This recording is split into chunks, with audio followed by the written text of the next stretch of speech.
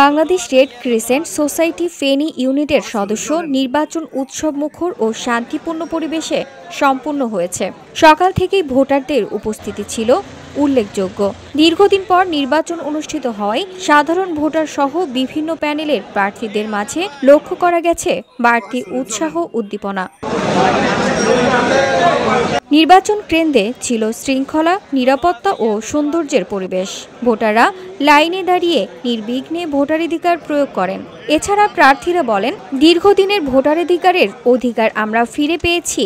সুস্থ নির্বাচনে অংশগ্রহণ করতে পেরে আমরা আনন্দিত।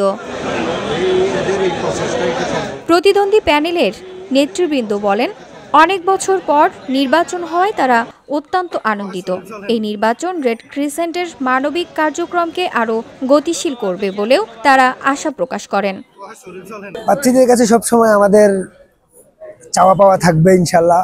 আমরা চাই যারাই নির্বাচিত হোক তারা যাতে ফেনীর মানুষের জন্য খুব সুন্দরভাবে কাজ করে, অসহায়দের প্রাপ্য জিনিসগুলো যাতে অসহায়দের কাছেই যায়, এটা যাতে তারা গুরুত্ব সহকারে দেখে। দীর্ঘ 17 বছর পরে রেড ক্রিসেন্ট সোসাইটির 2025 নির্বাচনে খুব উৎসবমুখর হচ্ছে। এটা আগে কখনো দেখা যায়নি।